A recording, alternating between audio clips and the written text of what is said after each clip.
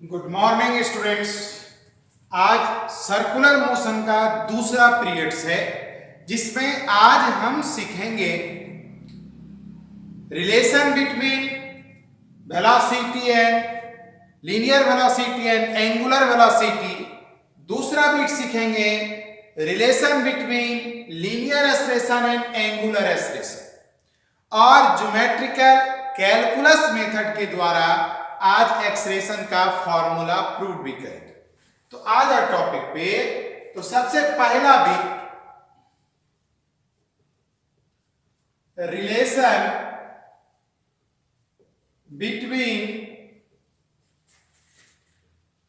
v and omega. देखो diagram के अनुसार हमें एग्जाम में लैंग्वेज लिखना है।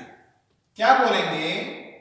Suppose a particle performing circular motion of radius r as centre O। Suppose a particle performing circular motion of radius r as center O with linear velocity v and angular velocity omega। with linear velocity v and angular velocity omega। पहला line किसी को problem? अब देखो दूसरा line. Suppose particle starts its motion from point A and reach to point B in time t।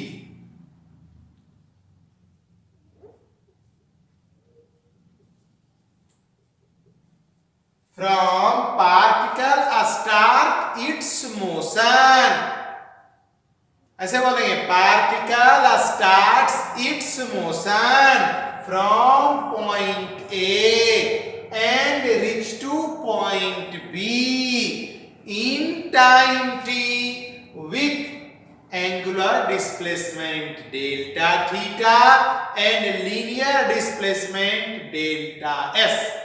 किसी को कोई problem? देख लो पहला लाइन मैंने क्या बोला? Suppose a particle performing circular motion of radius r as centre O। दूसरा line फिर से देखो। Suppose a particle performing circular motion of radius r as centre O with linear velocity, यहां पर आएगा linear velocity v and angular velocity omega. दूसरा particle starts its motion from point A and reach to point B in time t with angular displacement delta theta and linear displacement delta s। कोई problem? अब देखो in figure delta theta equal to क्या होगा? Delta S by R. किसी को कोई problem? देख लो in figure delta theta equal to delta S by R. अब देखो यहां तक जान गए इक्वेशंस में। अब देखो हम क्या बोलेंगे? अगर हम ऐसा बोलते हैं divided by delta t both sides, तो क्या होगा? Delta theta by delta t delta S by r delta t. Take limit both side, limit delta t tends to 0 delta theta by delta t equal to limit delta t tends to 0 delta s by r into delta t। किसी को कोई problem? एकदम simple है। अब देखो ये क्या होगा, d theta by dt equal to 1 by r ds by dt। We know omega equal to d theta by dt and velocity equal to ds by dt। तो फिर क्या आएगा, omega equal to v by r आ गया। इतना equal to v, इतना equal to omega in vector, therefore v equal to omega r in vector form v equal to omega cross r। देखो किसी को कोई प्रॉब्लम? 2 मार्क्स को ये एग्जाम में क्वेश्चंस आता है, नोट करो। देखो कोई किसी को तकलीफ है तो बोल दो, okay.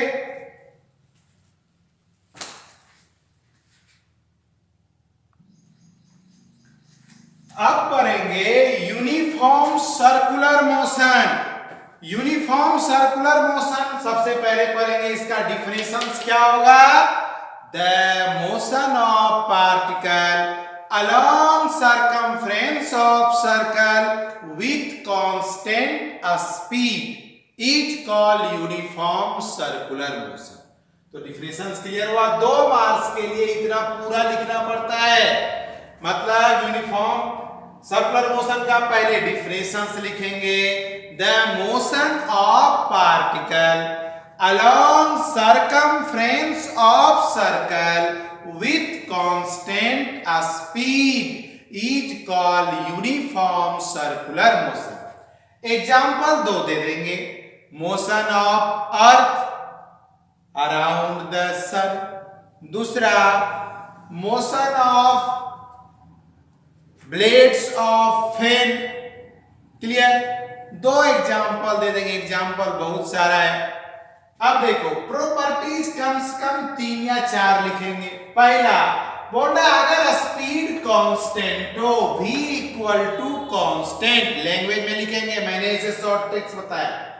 v equal to constant, then kinetic energy, time period, angular speed, frequency, angular acceleration are constant. अब देखो इस डायग्राम में at टेंजेंशियल एक्सेलरेशन, चूंकि v इधर था, यहां पर देखो r की तरफ है ac, तो ac perpendicular to at। at ये तभी संभव है जब at यहां 0 होगा। क्लियर? तो आप यहां लिख सकते at इक्वल टू 0। क्लियर? अब यहां पर ये भी लिख सकते uniform motion is the accelerated motion, क्योंकि देखो डायरेक्शन चेंज होता है ना। अगर आपको ऐसे क्वेश्चन पूछे uniform motion is the accelerated motion, तो क्या बोलोगे, direction of velocity changes at any point, then uniform motion is the accelerated motion. Uniform motion is the periodic motion, देखो टाइम पीरियड कांस्टेंट है,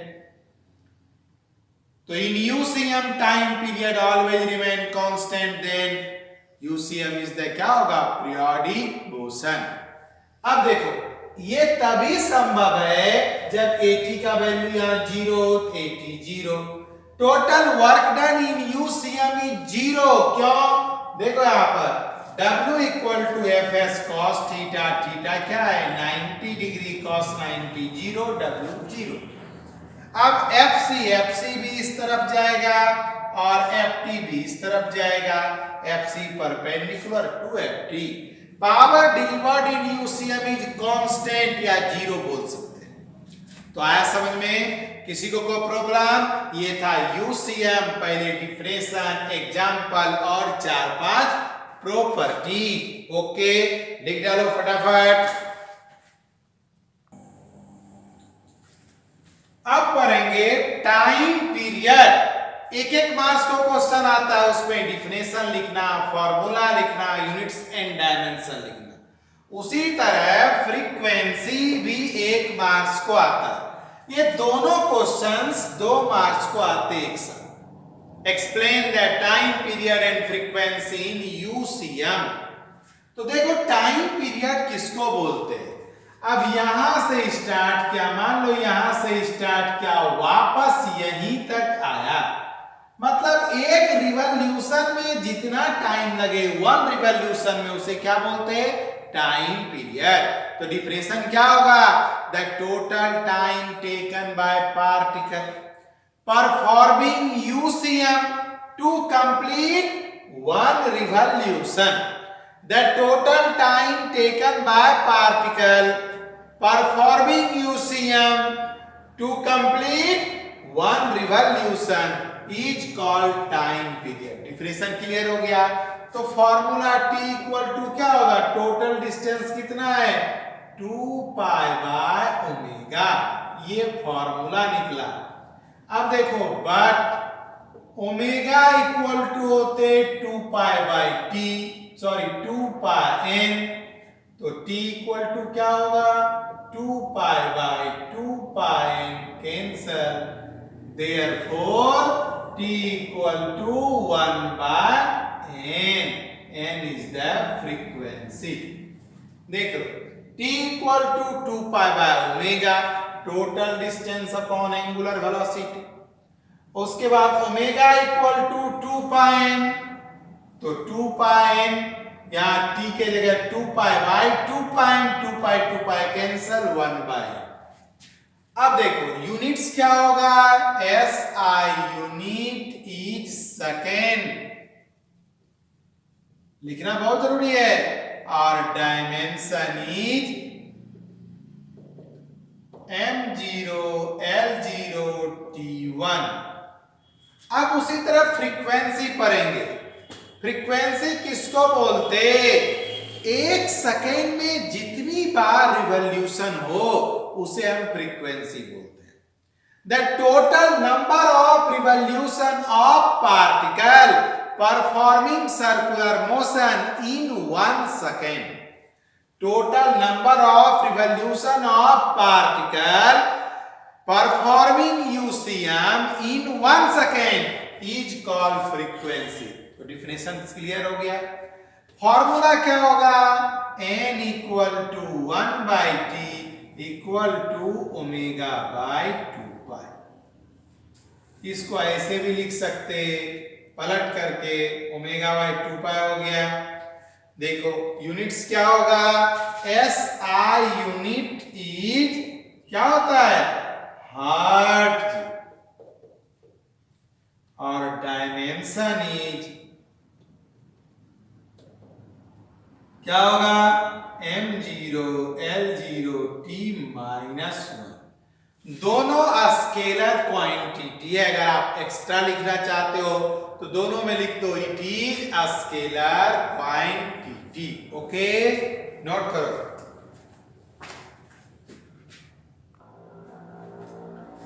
अब करेंगे रेडियल एक्सेलरेशन। रेडियल एक्सेलरेशन किसको बोलते हैं, जब कोई पार्टिकल सर्कुलर मोशन में हो, तो मैंने क्या सिखाया, 2 एक्सेलरेशन प्रोड्यूस होता है, सेंटर की ओर रेडियल और टेंजेंशियल बाहर की ओर। तो रेडियल एक्सेलरेशन किसको बोलते हैं, the acceleration act on particle performing circular motion is always directed towards center along radius is called radial acceleration। फिर से सुनो, the acceleration produced on particle performing circular motion is always directed towards the center of circular path along radius is called radial acceleration या centripetal acceleration। ये formula होगा, AC equal to minus b square by r minus r omega square minus omega. Vector form करेंगे तो यहाँ are unit लेंगे, ये are direct है, ये ओमेगा ऐसा यूनिट मीटर पर सेकेंड स्क्वायर, मीटर पर second square, dimension L1 t-2, it is vector and always directed towards center। अगर सिर्फ पूछे रेडियल एक्सलेशन तो 1 मार्क्स के लिए इतना लिखना पड़ता है। क्लियर? फिर से सुनो, रेडियल एक्सलेशन किसको बोलेंगे?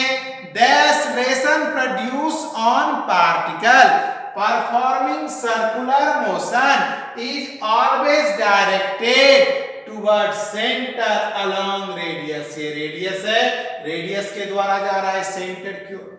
फिर फॉर्मूला लिखेंगे, ऐसा यूनिट लिखेंगे, डायमेंशन लिखेंगे, वेक्टर लिखेंगे, तब हमें 1 मार्क मिलेगा। अब इसे ज्योमेट्रिकल मेथड से प्रूव करते हैं। देख लो आप, proof geometrical method.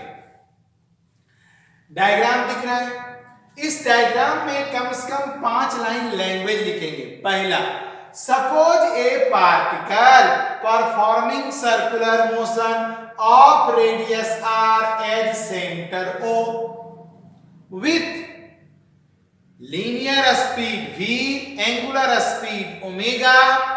clear? linear speed v, angular speed omega। पहला लाइन यही लिखना है, suppose a particle performing circular motion of radius r at center O with linear speed v and angular speed omega। मैंने यहां speed use किया है, velocity use नहीं किया। अब देखो दूसरा line, suppose particle starts its motion from point A and reach to point B. Particle अपना मोशन स्टार्ट करता है ए से, कहां पहुंचा? बी में। Suppose particle starts its motion from point A and reach to point B in time t with angular displacement delta theta or linear displacement delta s। Clear? अब देखो, suppose v1 is the velocity of particle at point A, v2 is the velocity of particle at point B। देखो क्या क्या लिखना है, suppose v1 is the velocity of particle at point A, v1 is the velocity of particle at point A, v2 is the velocity of particle at point B। अब देखो, draw the parallel of v1 at point B। Draw the parallel of v1 at point B, sorry, draw the parallel of v1 at point B and join with v2 by line QR। join with v2 by line QR। हमने क्या किया, B point पर v1 के parallel line draw, ये दोनों parallel, इस v1 v2 को मिलाया QR। क्लियर? या आर क्यू बोल सकते हो। अब आ जाओ इस ट्रायंगल में, इस ट्रायंगल में देखो B R plus R Q equal to क्या होगा? B Q, vector addition. अब देखो तो हमने क्या किया, B R plus Q R equal to B Q, तो हमें क्यू आर निकालना है, बी आर को इस तरफ लाया तो क्यू आर इक्वल टू क्या निकला? v2 minus v1। देखो BQ इक्वल टू V2, अब BR equal to V1। V2 minus V1 मतलब चेंज इन वेलोसिटी। अब अगेन इसी ट्रायंगल में लेंगे delta theta equal to arc by radius. Arc कितना है? QR। रेडियस क्या है? V1 equal to V2 equal to V। Speed constant, direction change, तो हमने QR बाय V लिखा, delta theta equal to QR by V। Formula होता है, देखो इस तरह से, ये डेल्टा थीटा, ये अपना क्या है? QR है, और इधर B है, यहां पर B है, और इधर R है, इधर Q है। क्लियर? तो QR बाय V। अब देखो यहां पर फ्रॉम इक्वेशन फर्स्ट QR की जगह हमने डेल्टा V रखा। अब डिवाइडेड बाय डेल्टा टी, दोनों साइड डेल्टा टी से डिवाइड कर दिया, d theta by delta theta by delta t, delta v by delta t. अब दोनों साइड लिमिट लिया, limit delta t tends to 0 delta theta by delta t 1 by v limit delta t tends to 0 delta v by delta. फिर से देखो, हमने सबसे पहले क्या प्रूव किया, QR equal to change in velocity. एक ही फिगर में दो बार जाना।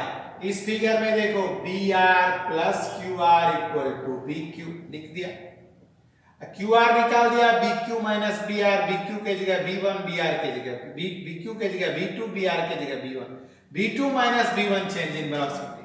अब इस डायग्राम को यहां निकाला, delta theta equal to arc by radius QR by V। QR के जगह क्या है, डेल्टा V, हमने डेल्टा V कर दिया। मैग्नीट्यूडनली यहां से प्रूव किया, दोनों साइड डेल्टा t से डिवाइड किया, लिमिट लिया दोनों साइड, तो delta theta by delta t equal to क्या हो जाएगा, d थीटा बाय dt, और delta v by delta t equal to dv by dt। आपको पता है delta theta by delta t equal to क्या होते हैं, ओमेगा, और dv by dt equal to a। इस साइड ओमेगा 1 बाय v, यहां पर a, तो a इक्वल टू क्या निकला, ओमेगा v। कोई प्रॉब्लम किसी को? अब देखो, अब हम क्या बोलेंगे, अभी हमने निकाला a equal to omega v, but हमने क्या पढ़ा है, v equal to r omega, तो a equal to omega into r omega, therefore a equal to r omega square. अब देखो अगेन, हम यहां से एक बार v रखे, ओमेगा इक्वल टू क्या होगा, v बाय आर, तो a equal to omega v equal to v by r into b, therefore a equal to b square by r. Magnitude डालिए, बट ऐसे लिखेंगे, therefore AC equal to minus b square by r minus r omega square minus omega b। Negative sign क्या बताता है, बोलो, negative sign direction towards centre. ये लिखना बहुत मस्त। और उसके बाद वेक्टर फॉर्म अभी हमने पढ़ाया ही है, यहां पर यूनिट लेंगे, आर लेंगे, ये ओमेगा क्रॉस बी होगा। तो ये 3 मार्क्स को क्वेश्चंस आता है प्रूव करने को। आ रहा है समझ में? अब नेक्स्ट पढ़ेंगे कैलकुलस मेथड। देख लो, नोट करो।